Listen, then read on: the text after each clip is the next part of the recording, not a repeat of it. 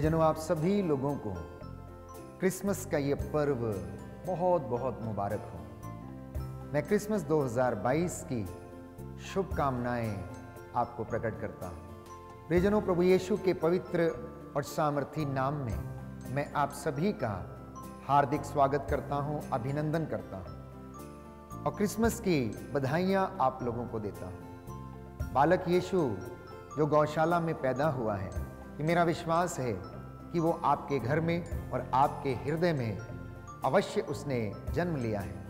आज खुशियों का त्यौहार है, हर तरफ प्रियजनों खुशियां ही खुशियां हैं। कुछ लोग अपने मित्रों के साथ मिलकर उन्हें बांट रहे हैं, तो कुछ लोग एक दूसरे के साथ मिलकर एक दूसरे को बधाइयां दे रहे हैं। हर तरफ कैरल्स गूंज रही हैं और एक दूसरे को हैप्पी क्रिसमस कहकर बधाई दी जा रही है। यीशु राजा, हम विश्वास करते हैं कि इस धरती पर आया और उसने हम सभी लोगों को आनंद से भर दिया है, प्रेम से भर दिया है। प्रियजनों, आज पूरे संसार में प्रभु यीशु के जन्मोत्सव का पर्व मनाया जा रहा है और ये पर्व बड़े हर्षो उल्लास के साथ इन ठंडी और बर्फीली रातों में मनाया जा रहा है।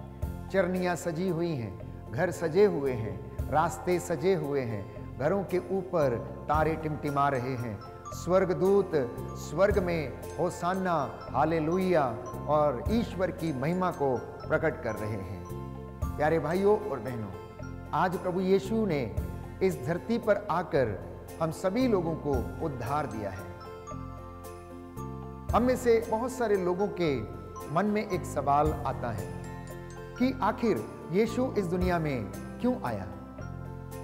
शायद आपने भी अपने मन में कभी सोचा होगा कि यीशु आखिर क्यों आया, उसने दुख क्यों सहा, वह क्रूस के ऊपर क्यों मर गया, वो अपने आप को बचा क्यों नहीं पाया, वो क्यों अपने आप को समर्पित करता रहा, उसने क्यों सलीब अपने कंधों पर उठाई। प्यारे भाइयों और बहनों, मैं आपसे बता देना चाहता हूं कि यीशु आपकी और मेरी मुक्ति के लिए आया। यीशु इस दुनिया में प्रकाश बनकर आया। यीशु पिता का प्रतिरूप बनकर इस दुनिया में आया। यीशु के रूप में स्वयं ईश्वर इस दुनिया में निवास करने के लिए आया। इमैनुअल, जिसका अर्थ है ईश्वर हमारे साथ है, और वो हमारे बीच में रहने के लिए आया। वो आपकी और मेरी परिस्थिति को देखना चाहता था, इसलिए उसने मेरे और आपके जैसे दुख सहन किया। उसने गरीबी को देखा, उसने लोगों के अत्याचार को सहा, उसने लोगों की गालियों को भी सुना। जल्लादों ने उन पर घूंसे बरसाए, जल्लादों ने उन्हें तमाम यंत्रणाएं दी। लेकिन आज क्रिसमस का ये त्योहार मेरे और आपके लिए शुभ संदेश लेकर आया है, और वो शुभ संदेश ये है कि आपके और मेरे लिए एक मुक्तिदाता जन्मा है। मेरे और आपके लिए मुक्तिदाता जन्मा है। हम अपने समाज में जब लोगों के घर में जाते हैं या मित्रों के जन्म दिवस के उपलक्ष्य पर एकत्र होते हैं, तो उन्हें हम अनेक प्रकार की भेंट अर्पित करते हैं। कुछ लोग पैसा देकर आते हैं, कुछ लोग उनके लिए अच्छी गिफ्ट्स खरीदते हैं, कुछ लोग ग्रीटिंग कार्ड्स लेकर जाते हैं और अपनी इच्छा के अनुसार अपना प्रेम व्यक्त करने के लिए उन्हें उपहार देते हैं। प्यारे भाइयों और बहनों, क्या आप जानते हैं कि परमेश्वर ने इस दुनिया को क्या उपहार दिया? क्या आप जानते हैं कि परमेश्वर ने इस दुनिया से कितना प्रेम किया? इस प्रेम के कारण जो आपसे और मुझसे वो करता है, उसने अपने इकलौते बेटे को कुर्बान कर दिया। ये पिता का प्रेम था, और यीशु ने सलीब के ऊपर अपने हाथों को खोलकर यह दर्शा दिया कि वो हमसे, आपसे और मुझसे और इस दुनिया से कितना प्रेम करता है। आज एक सवाल है कि मैं और आप उसे कौन सी भेंट अर्पित करना चाहते हैं? मैं और आप और आपका परिवार यीशु को कौन सी भेंट अर्पित करना चाहते हैं? पूर्व दिशा से 3 मंजूषी आए, बाइबल हमें बताती है। उन्होंने आकर बालक यीशु को, जो चरनी में कपड़े में लेटा हुआ था, प्यारे भाइयों और बहनों, अपना अपना संदूक खोलकर उन्हें लोबान, गंधरस और सोना भेंट किया। उन्हें लोबान, सोना और गंधरस भेंट किया। लोबान इस बात का प्रतीक था कि वो यीशु मसीह की डिविनिटी अर्थात दिव्यता को दर्शाता है, क्योंकि लोबान अर्पित केवल ईश्वर को किया जाता है।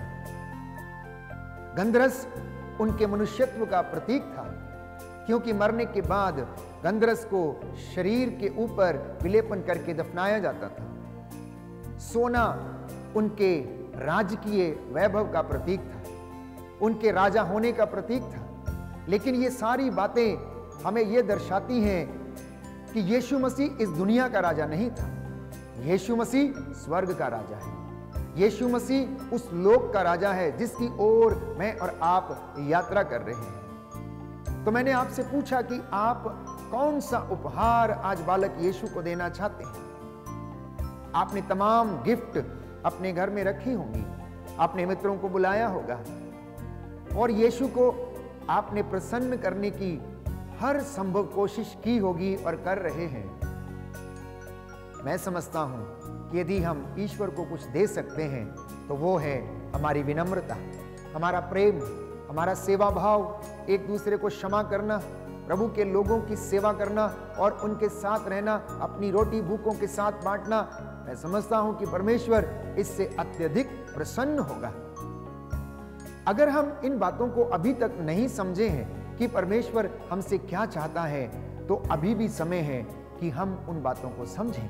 आज मुझे और आपको क्रिसमस का वास्तविक अर्थ समझने की आवश्यकता है, और यह अर्थ इस बात में निहित है कि क्रिसमस की सजावट जो शहरों में, समाज में, घरों में, गलियों में की गई है, वो सजावट आप लोग हैं।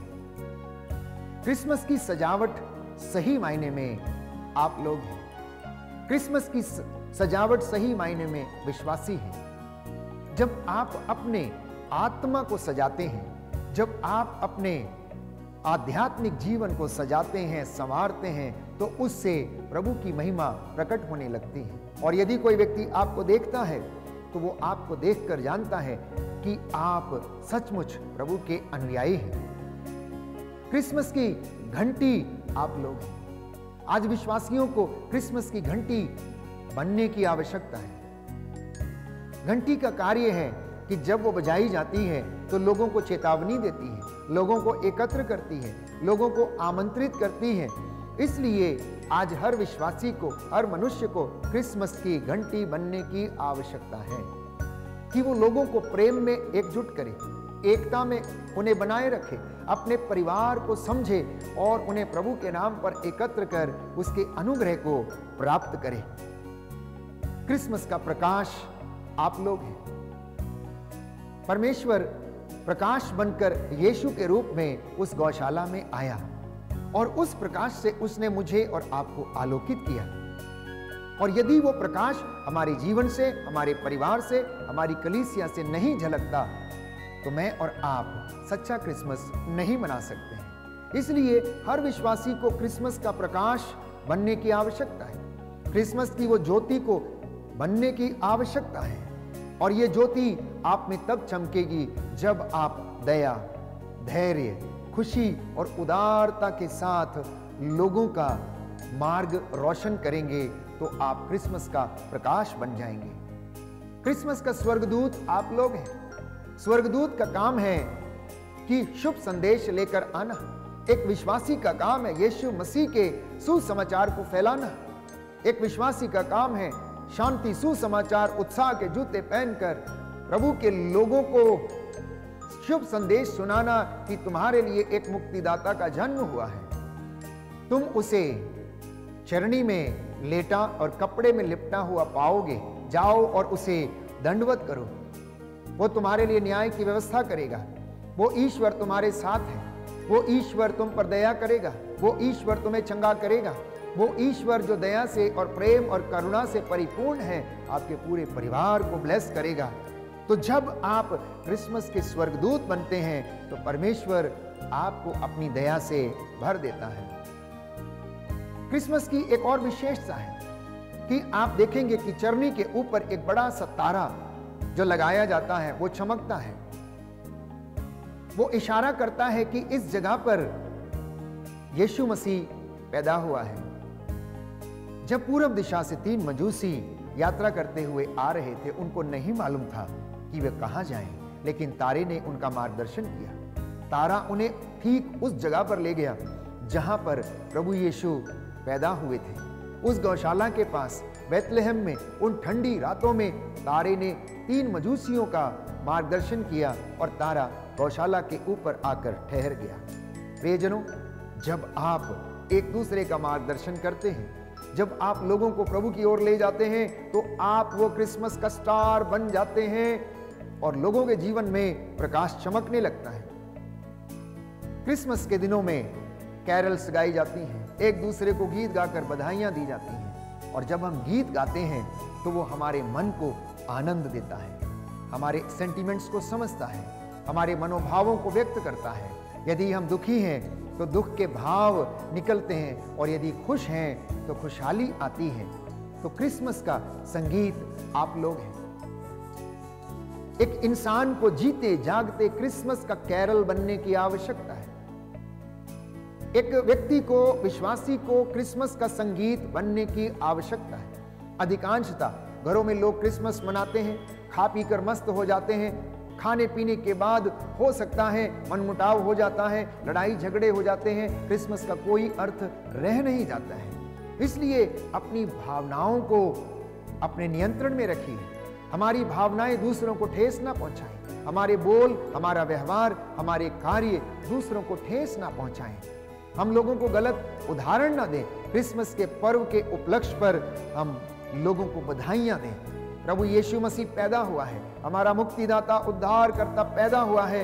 ये क्रिसमस का संदेश है कि वो इस दुनिया में आया, वो महती ज्योति को लोगों ने देखा और जितनों ने उस पर विश्वास किया सबने उद्धार पाया है। तो वो क्रिसमस का संगीत आप लोग हैं प्यारे भाइयों और बहनों। क्रिसमस का उपहार आप लोगों को तब मिलता है जब आप वास्तव में हर इंसान को दोस्त, भाई और बहन के रूप में देखते हैं। जब आप दूसरों में ईश्वर का प्रतिरूप देखते हैं तो आप लोगों के लिए क्रिसमस का उपहार बन जाते हैं। पुराने जमाने में एक अच्छी प्रथा थी कि लोग ग्रीटिंग कार्ड्स भेजकर अपने अपने विचारों को लोगों तक पहुंचाते थे, शुभकामनाएं देते थे, अपने दुख या खुशी को व्यक्त करते थे और क्रिसमस के उपलक्ष्य पर प्रभु के जन्म दिवस की बधाइयां एक दूसरे को कार्ड के माध्यम से पहुंचाते थे।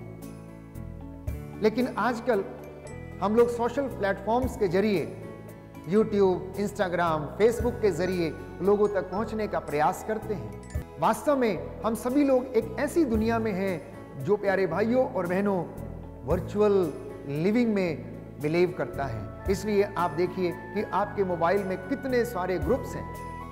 आप एक सेकंड के अंदर एक ग्रीटिंग कार्ड सबको भेजते हैं, लेकिन अच्छा होता यदि आप उन सब व्यक्तियों को फोन के माध्यम से बात करके आप बधाइयां देते हैं, उनसे बात करते, किसी से गिला शिकवा है तो उससे क्षमा याचना करते और उसे क्षमा देते, तो शायद आपकी बात, आपकी आवाज उस व्यक्ति को और ज्यादा आनंद प्रदान करती।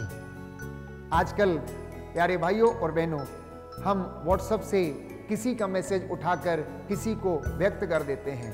कोई हमारे व्हाट्सएप में संदेश भेजता है और उसी संदेश को उठाकर हम आगे भेज देते हैं। मेहनत करने की हमें कोई ज़रूरत नहीं है। हम इंसान की भावनाओं को समझने में असमर्थ हैं। माता पिता की, भाई बहनों की, प्रियजनों की भावनाओं को हम समझने की आवश्यकता है और एक दूसरे के साथ हमें उस प्रेम को प्रकट करने की ज़रूरत है। तब आप क्रिसमस की शुभकामनाएं एक दूसरे के लिए बन जाते हैं और ये शुभकामनाएं आपको तब मिलती हैं जब आप क्षमा करते हैं, जब आप शांति स्थापित करने की कोशिश करते हैं और अपने घर में आप क्रिसमस के प्रीति भोज का आयोजन करते हैं।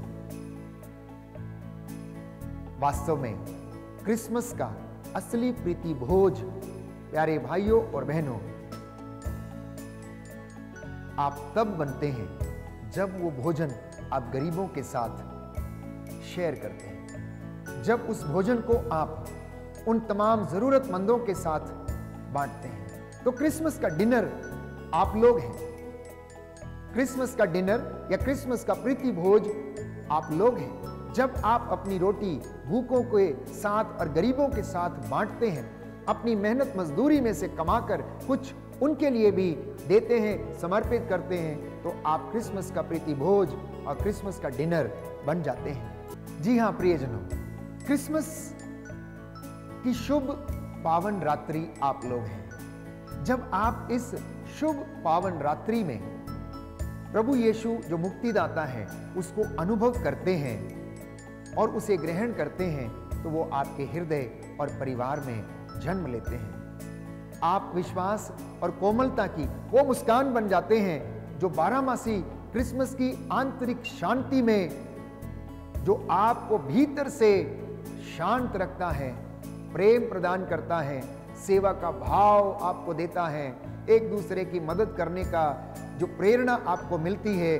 वो सदा सदा आपके जीवन में कायम रहती है। इतना ही नहीं, क्रिसमस की शुभकामनाएं जो हम एक दूसरे को हैप्पी क्रिसमस कहकर देते हैं, ये आपको बनने की आवश्यकता है। You are the Christmas wishes for your brothers and sisters. आप अपने भाई और बहन के लिए क्रिसमस की शुभकामनाएं बन जाएं। जब आप दूसरों को क्षमा करते हैं और दूसरे के साथ शांति एवं सद्भाव स्थापित करते हैं, तो आप क्रिसमस की शुभकामनाएं बन जाते हैं। मैं आपसे एक बात कहना चाहता हूं कि क्रिसमस मनाइए नहीं, क्रिसमस बनिए। क्रिसमस मनाइए नहीं, क्रिसमस बनिए। क्रिसमस मनाना बहुत आसान है, लेकिन असली क्रिसमस बनना बहुत कठिन है। क्रिसमस मनाने के लिए भौतिक चीजों की आवश्यकता है, लेकिन क्रिसमस बनने के लिए हमें आध्यात्मिक चीजों की आवश्यकता है। क्रिसमस मनाने के लिए हम कहीं भी जाकर मना सकते हैं, लेकिन असली क्रिसमस बनना शोषित लोगों के बीच में जाकर उन्हें उस प्रेम को प्रकट करना, उनके साथ अपनी रोटी बांटना, अपनी मेहनत मजदूरी से कुछ बचाकर उनकी सेवा में समर्पित करना। अनाथालयों में और जितने भी डेस्टिट्यूट्स हाउस हैं, जहां पर ऐसे तमाम लोगों की सेवा की जाती जिनका कोई नहीं है, प्यारे भाइयों और बहनों, हमें वहां पर पहुंचने की आवश्यकता है और तभी हम क्रिसमस बन सकते हैं। आज पूरी दुनिया में इस त्योहार को मनाया जाता है। हर व्यक्ति अपने तरीके से इस त्योहार को मनाता है, लेकिन मसीह लोग, प्यारे भाइयों और बहनों, ईश्वर को धन्यवाद देते हुए, उसकी महिमा को गाते हुए,